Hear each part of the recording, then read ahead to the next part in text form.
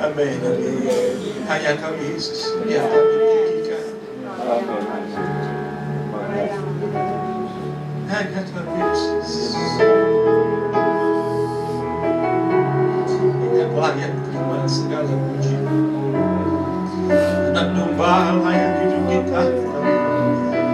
Mulia, mulia, mulia, suci, suci, suci.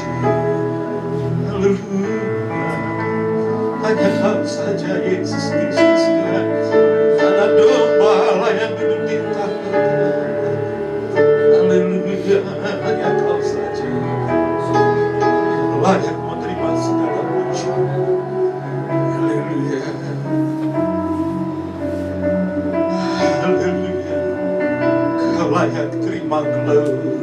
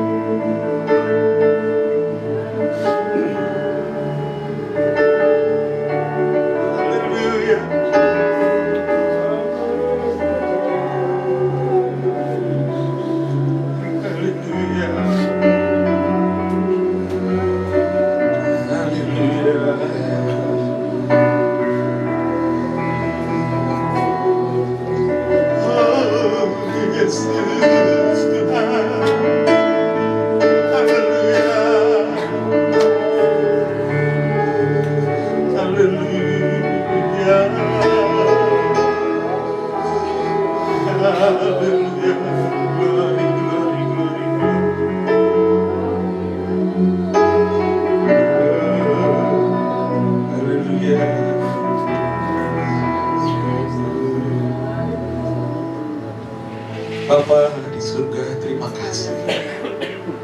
Yesus Kristus Tuhan, Kaulah Raja kami, pusat ibadah kami. Roh Kudus, Engkau yang membawa kami masuk dalam hadirat-Mu, nikmati kehadiran-Mu Bapa di tengah kami. Terima kasih buat pagi hari ini, buat saat-saat teduh ada dalam hadirat-Mu. Terima kasih Tuhan buat sukacita dan damai sejahtera yang Kau beri. Terima kasih Roh Kudus.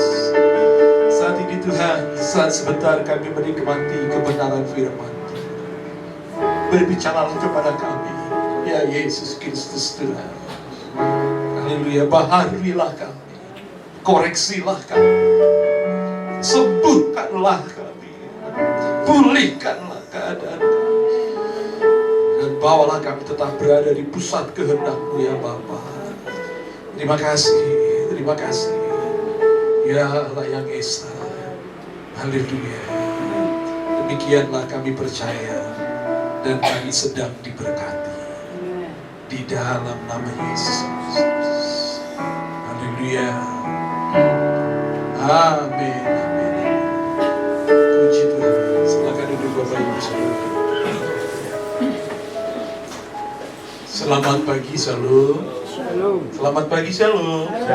Puji Tuhan, senang sekali pagi ini bisa bersama-sama kita setia beribadah di minggu terakhir bulan Mei. Ya, jadi cepat sekali hari, minggu, bulan itu berlalu dan Tuhan bawa kita kepada akhir bulan Mei ini. Besok sudah Juni. Ya. Puji Tuhan. Mungkin bintang bisa tetap. Puji Tuhan.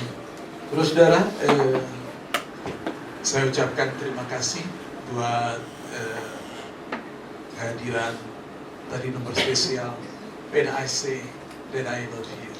Puji Tuhan, itu mengingatkan ya Tuhan Yesus mengasihi kita. Amin. Ya, kita ada oleh karena kasih Tuhan saja. Di tengah kita juga saya senang teman saya, sahabat saya. Ya. Ini namanya, saya suka memanggilnya Aceh. Ya. Aceh ini adalah teman alumni SMA Negeri 1 Budi Utomo. Ya. Dia janji mau datang ke kebaktian Pagem. Ya. Dia tinggal di Sumarekon, di apartemen di Sumarekon, dan dia mau datang mengunjungi saya di tempat ini. Puji Tuhan, terima kasih ya Cik buat kehadirannya. Dan saudara-saudara, Ibu Gembala tidak hadir bersama dengan kita setelah hari Minggu yang lalu ya, dirawat di rumah sakit. Itu bikin pot-pot juga ya, jantung ya, deg-degan juga. Dan puji Tuhan, Tuhan sudah tolong semua.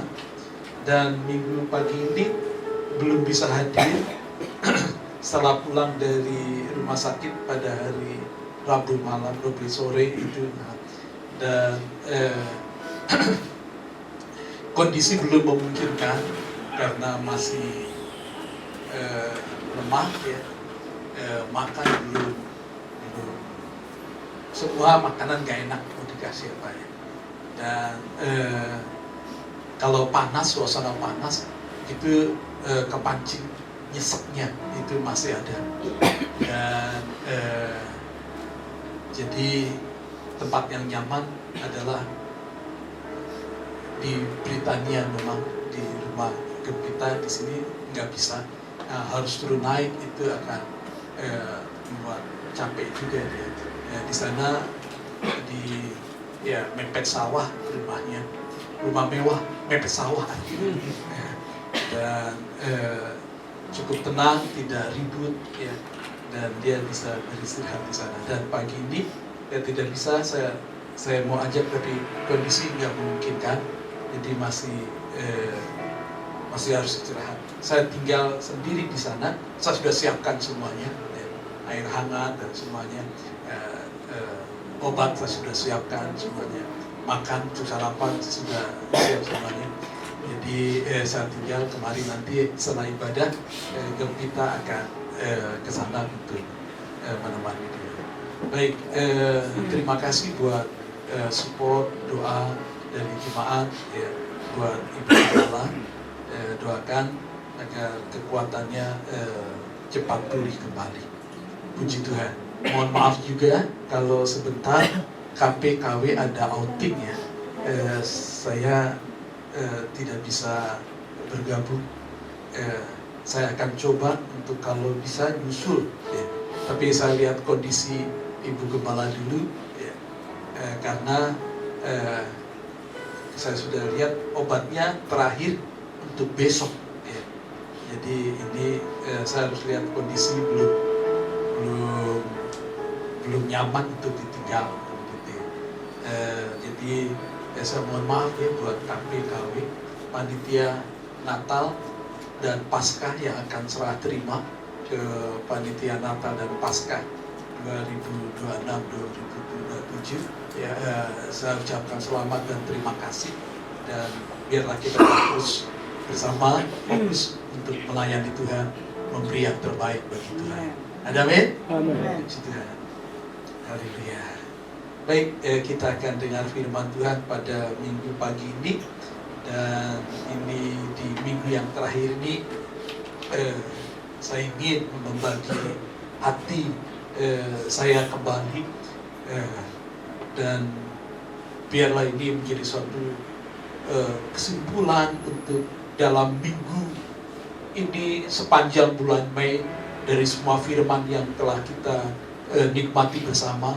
Jika saudara-saudara bisa mengulang, buka channel YouTube GSGA Ceria dari minggu ke minggu, semua rangkaian firman Tuhan sambung menyambung, dan hari ini puncak untuk bulan Mei ya. Dan saya berdoa ini akan berkati saudara-saudara. Kita berdoa. Roh Kudus, terima kasih. Sekali lagi hamba mohon pertolongan-Mu, agar apa yang sedang dan akan hamba sampaikan dalam pimpinan Roh Kudus, Roh kebenaran. Haleluya. Rohlah yang memberi hidup. Dalam nama Tuhan Yesus. Amin. Bisa ditampilkan slide-nya. Oke. Ya, saya memberi judul hari ini From Glory to Greater Glory. Dari kemuliaan pada kemuliaan yang lebih besar.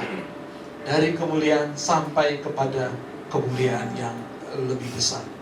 Dan tema GSGA Nasional dalam ulang tahun ke-85, GSGA sudah 85 tahun di Indonesia. GSGA itu bukan organisasi gereja yang baru. Di dunia itu GSGA, di luar negeri, di Indonesia namanya Assemblies of God. Dia adalah denominasi gereja terbesar di luar Katolik ya. Jadi organisasi gereja Protestan terbesar ya, di luar Katolik ya. Dan Assemblies of God yang lahirnya itu tahun 1901, setelah peristiwa Azusa Street, kebanggaan rohani Pentakosta terbesar di dunia ya. Dan kemudian sampai ke Indonesia sudah 85 tahun. Dan dalam ulang tahun bulan Maret yang lalu ya, tema besarnya adalah Greater Glory. Dan saya ingin membagikan kebenaran yang saya dapatkan sendiri kepada saudara, dan saya sambung from glory to greater glory, dari kemuliaan sampai kepada kemuliaan yang lebih besar. Di dalam 2 Korintus 3 ayat 18, Paulus dalam urapan rohnya mengatakan, sebab kita semua mencerminkan kemuliaan Tuhan dengan muka yang tidak bersembunyi, tidak tertutup, dan kita diubahkan menjadi serupa dengan gambarnya, dari kemuliaan kepada kemuliaan, sama seperti Kristus Tuhan. Dan mari kita akan lihat dari perjanjian lama, bicara tentang kemuliaan Tuhan di dalam gerejanya, di dalam rumah Tuhan. Hagai pasal yang kedua. Kita akan buka kitab Hagai yang pasal yang kedua.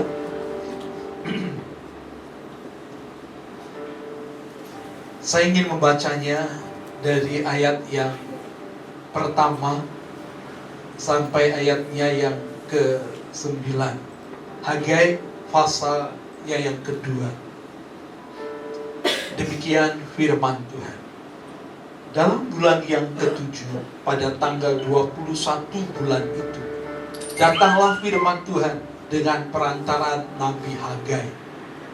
Bunyinya, katakanlah kepada Zerubabel bin Sealtiel, Bupati Yehuda, dan kepada Yosua bin Yozadak, imam besar, dan kepada selebihnya dari bangsa itu.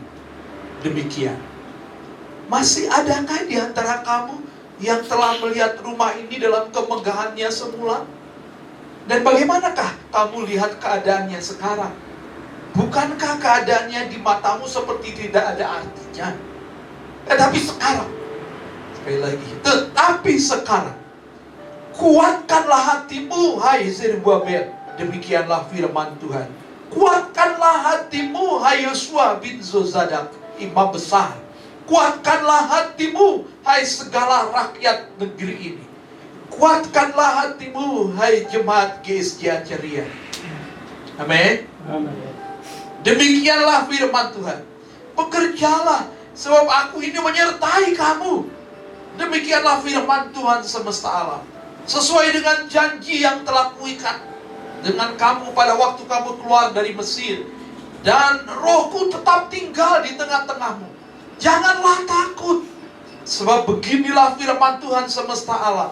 Sedikit lagi, sedikit waktu lagi, maka aku akan menggoncangkan langit dan bumi, laut dan darat. Aku akan menggoncangkan segala bangsa, sehingga parang yang indah-indah kepunyaan segala bangsa datang mengalir. Maka aku akan memenuhi rumah ini dengan kemegahan, firman Tuhan semesta alam. Kepunyaanku lah perak, dan kepunyaanku lah emas. Demikianlah firman Tuhan semesta alam. Adapun rumah ini kemegahannya, yang kemudian akan melebihi kemegahan yang semula, firman Tuhan semesta alam. Dan di tempat ini aku akan memberi damai sejahtera. Demikianlah firman Tuhan semesta alam. Berulang kali kalimat yang disebut diulang-ulang adalah demikianlah firman Tuhan semesta alam. Demikianlah firman Tuhan semesta alam. Ayat 2 dicatat dengan jelas. Dalam bulan ke-7, pada tanggal 21 bulan itu, datanglah firman Tuhan. Dalam bulan yang ke-6, tanggal 31, datanglah firman Tuhan pada GSJ Ceria. Amin. Demikianlah firman Tuhan. Demikianlah firman Tuhan. Saya berharap saudara yang hadir pada pagi ini, jangan sampai kehilangan momen ini. Kalau di sini berulang dikatakan, demikianlah firman Tuhan semesta alam. Sampai kepada kita waktu ini. Jangan di antara kita yang kehilangan momen apa sih firman Tuhan Allah itu bagi saya. Lihat kiri kanannya, katakan, Tuhan sedang berfirman kepada kita. Katakan kiri. Tuhan sedang berfirman. Jangan ada yang kehilangan fokus.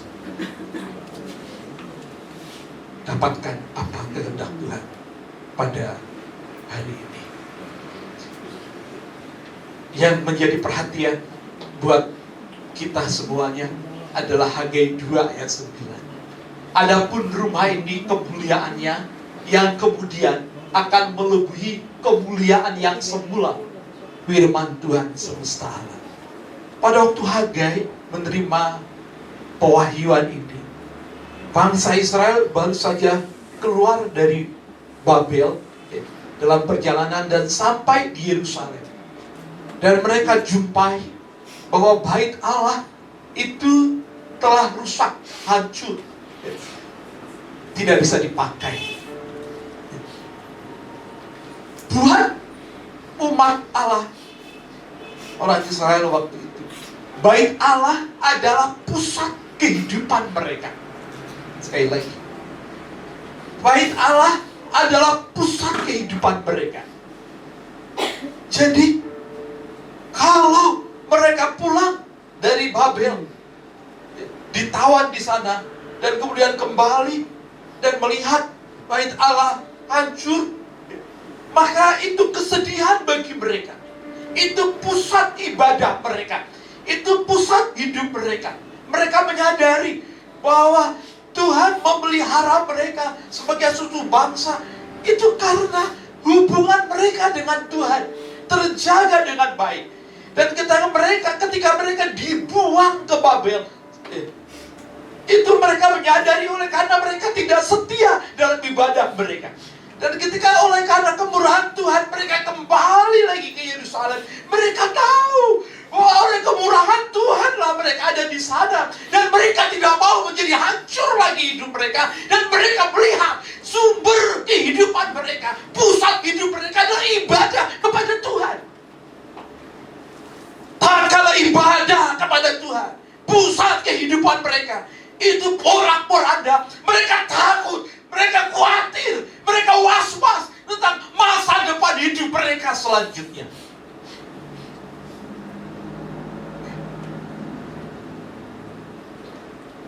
Ini harus kita lihat penerapannya dalam kita.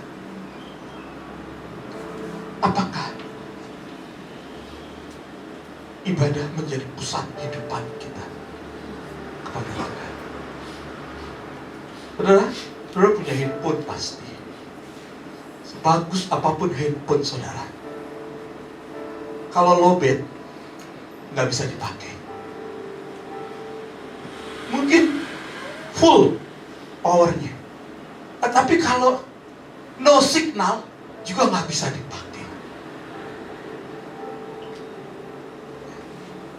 Hari ini saya ingin mengatakan, baru saja minggu lalu kita memperingati puncak hari raya Pentakosta yang didahului 10 hari doa Pentakosta di tempat ini.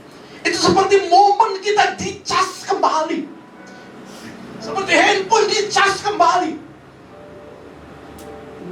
Kita tidak lowbat, tetapi kita powerful. Lalu kemudian tidak cukup di sana, kita harus tersambung koneksi kita, signal surgawi kita. Dapat dikatakan hari ini, no lowbat, full signal. Amin. Amin. Katakan kiri kanan, no lowbat, full signal. Saudara pasti setiap hari itu, kalau handphone saudara itu lowbat, wah sudah panik cari charger kemana-mana, di mana-mana tempat, di stasiun saya lihat, mau tahu itu ada colokan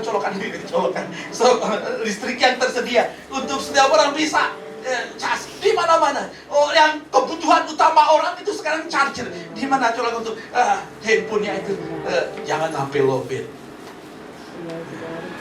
Itu pasti. Dan senang banget kalau pergi kemana itu ada wifi yang gratis. Di rumah sakit kemarin dia kamar, ada wifi gratis. Dia masuk, dapat ya. Tapi lowbat, colokin di sinyalnya ada. Itu enak sekali. Rasa nyaman lah jiwaku kalau no lowbat, tapi kemudian juga full sih. Saudara, firman Tuhan semesta alam mengatakan ibadah kepada Tuhan akan menjadikan hidup kita secara rohani. No lowbat, full signal. Full. Itu ibadah. Bagaimana dengan saudara? Apakah ibadah itu hal yang penting atau mudah untuk diduakan? gampang loh orang untuk ibadah. Ya, enggak biasa. Karena ada kegiatan yang lain, bisa itu dikesampingkan. Itu berarti ibadah bukan pusat hidup. Kuasa dari Tuhan bukan pusat hidup. Terhubung dengan Tuhan itu bukan pusat hidup. Tetapi kalau handphone, lobet, no sinyal, waduh, itu udah kayaknya gimana hidup itu sudah kacau. Tetapi kalau ibadah gampang banget dikesampingkan. Tapi hari ini Tuhan berfirman, demikianlah firman Tuhan semesta alam. Amin. Amin. Dan Tuhan ingin menyatakan kemuliaan lebih lagi. Haleluya. Slide berikut. Saya mau jam ini kalau bisa berhenti dulu ya. Ini lebih 15 menit dan di depan. Tuhan tidak selesai dengan masa lalu. Tuhan sedang menyiapkan kemuliaan yang lebih besar. Firman Tuhan yang sampai kepada kita hari ini ya, bukan sekedar hanya memenuhi acara dalam ibadah, tapi percayalah bahwa Tuhan sedang bawa kita kepada the greater glory, kemuliaan yang lebih besar. Seperti Tuhan berfirman melalui bangsa Israel melalui Hagai, bahwa Tuhan ingin menyatakan kemuliaannya ke depan. Buat Tuhan, kemuliaan Tuhan bukan bicara tentang kemegahan secara lahiriah, fisik, bukan. Tetapi keterhubungan dengan Tuhan itu yang terutama. Jelas kitab Hagai mengatakan di sini, punyakulah emas dan perak. Jadi hal pusat hidup kita itu ada pada Tuhan. Kalau Tuhan itu sumber sinyal kita, sumber power kita, maka jangan takut. Tuhan pelihara. Tuhan ingin, Tuhan sedang mengajar umat Allah waktu itu sampai pada kita. Punya aku emas dan perak, kamu gak usah khawatir, jangan takut.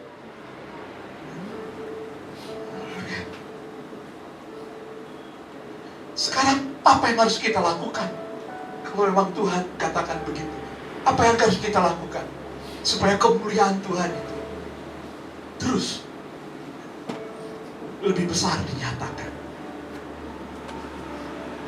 Berapa tahun lalu deklarasi saya, from glory to glory, metamorphosis. Are you ready? Ready. From glory to glory.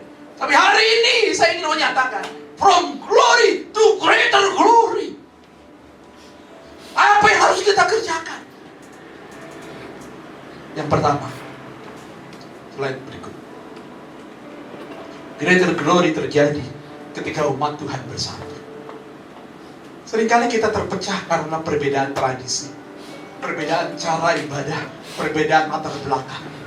Tetapi Tuhan melihat kita bukan sebagai banyak kelompok. Tuhan melihat kita sebagai tubuh Kristus. Injil Yohanes 17 ayat 21, supaya mereka semua menjadi satu. Itu doa Yesus dalam Yohanes 17. Supaya mereka menjadi satu. Yohanes 17 ayat 20, 21, 22, 23 menyatakan, aku telah memberikan kemuliaan kepada mereka supaya mereka menjadi satu. Jadi itu doa Yesus sesaat sebelum dia naik ke Bukit Golgota. Aku berdoa bukannya untuk mereka, tapi untuk orang-orang yang jauh yang akan datang, yang merupakan hasil dari pemberitaan mereka. Yohanes 17 ayat 20, 21 menyatakan begitu. Berarti kita orang-orang yang jauh, tahunnya begitu dari orang murid-murid Yesus waktu itu. Kita sudah didoakan oleh Yesus. Amin. Katakan, kita sudah didoakan oleh Tuhan Yesus. Kita sudah didoakan oleh Tuhan Yesus. Dan Tuhan mengatakan, aku telah memberikan kemuliaan. Kemuliaan untuk apa? Untuk mereka menjadi satu. Bukan kemuliaan gagah-gagahan. Bukan, tapi untuk menjadi satu. Tidak terpecah. Kalau orang mengklaim menikmati kemuliaan Tuhan, tetapi itu terpecah-pecah, dilakukan kemuliaan apa yang dia dapat? Tapi kemuliaan Tuhan itu menghadirkan persatuan dan kesatuan. Didoakan oleh Tuhan Yesus. Karena kesatuan umat Tuhan membuka pintu kemuliaan Tuhan. Ketika umat Tuhan bersatu, doa menjadi lebih kuat, kesaksian menjadi lebih besar. Dunia melihat kasih Allah. Karena gereja bukan sekedar organisasi. Gereja adalah sebuah kesaksian bahwa Yesus mempersatukan umatnya. Amin. Amin. Ingin melihat kemuliaan Tuhan lebih besar dalam keluarga. Suami istri harus bersatu. Amin. Amin. Orang tua dan anak harus bersatu. Kalau nggak ada kesatuan, wah, kehancuran yang terjadi dalam keluarga. Kalau ada kesatuan di dalam Tuhan Yesus, kemuliaan Tuhan akan nyata di sana. Termasuk dalam masyarakat, termasuk dalam gereja. Haleluya. Haleluya. Besok hari kesaksian Pancasila. Sila yang ketiga. Persatuan Indonesia. Sila yang ketiga. Persatuan Indonesia. Persatuan Indonesia. Kok angkat 3 ya?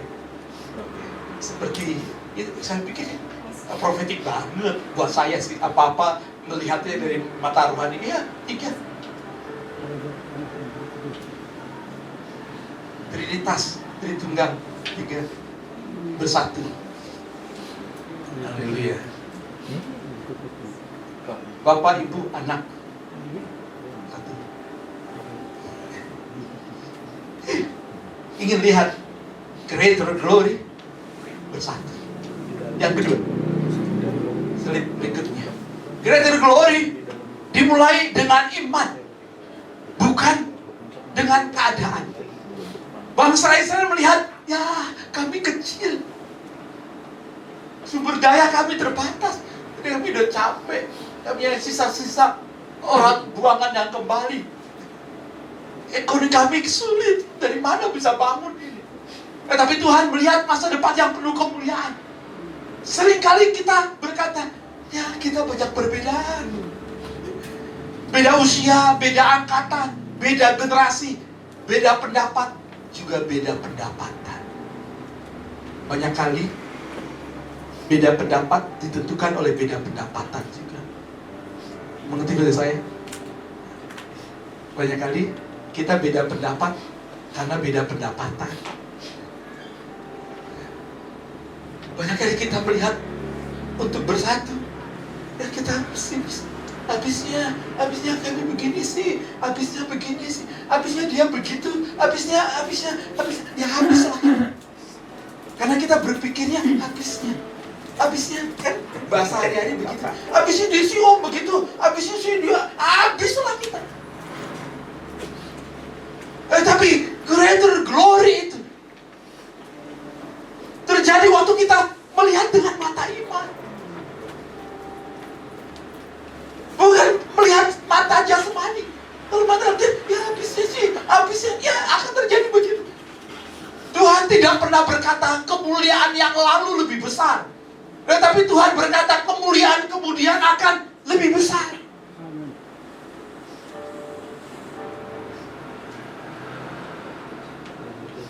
Tidak ada lagi bait Allah semegah bait Allah yang dibangun oleh Salomo, yang dihancurkan tahun 586 oleh Nebukadnezar. Tidak bisa dibangun lagi semegah bait Allah yang dibangun oleh Salomo. Tetapi Tuhan berjanji, kemuliaanku akan lebih besar. Dan Tuhan tidak berdasarkan kepada apa yang dilihat oleh mata, tetapi dengan iman. Bait Allah yang dimaksud adalah saudara dan saya, di mana kemuliaanlah nyata, di mana kita menikmati Tuhan secara pribadi, hadirat Tuhan dalam setiap kita orang-orang percaya. 1 Korintus 6 ayat 20 mengatakan, atau tidak tahukah kamu bahwa kamu adalah bait Roh Kudus, Roh Kudus yang tinggal di dalam kamu. Kemuliaan bait Allah itu yang dimaksud Allah lebih besar, yang seperti itu. Lintas denominasi, lintas gereja, lintas bangsa, lintas abad. Kemuliaan Tuhan dinyatakan pada setiap pribadi-pribadi. Itu yang lebih besar. Hingga saatnya langit baru dan bumi baru, Maranatha Yesus datang. Kemuliaan Allah yang lebih besar dinyatakan. Amin. Kita harus berpikir seperti itu. Pelayanan pekerjaan Tuhan di tempat ini juga seperti itu. Jangan lihat apa yang di depan mata. Dari tempat ini berapa tempat sudah dibuka. Dari tempat ini berapa pemimpin sudah dilahirkan. Dari tempat ini berdampak kepada lingkungan, kepada kota. Dari tempat ini berdampak kepada bangsa. Kita nggak boleh berbangga dengan hal yang masa lalu. Perlu kita syukuri. Tetapi Tuhan berjanji yang lebih besar akan dinyatakan kemudian. Amin. Yang lebih besar Tuhan akan nyatakan kemudian. Perlunya kesatuan, perlunya dengan iman memandang dan melangkah. Haleluya. Klik berikutnya. Artinya Tuhan selalu bekerja di depan, bukan ke belakang. Kalau kita mau melihat kemuliaan Tuhan yang lebih besar, kita harus belajar melihat dengan mata iman, bukan melihat keterbatasan, kekurangan, kelemahan kita, tetapi melihat apa yang Tuhan sanggup lakukan ke depan. Kalau hanya melihat kelemahan, tidak akan melihat kemuliaan. Fokus kepada apa yang di depan mata saja, tidak melihat, tapi melihat dengan iman percaya berdasarkan janji Tuhan. Haleluya. Habislah kita.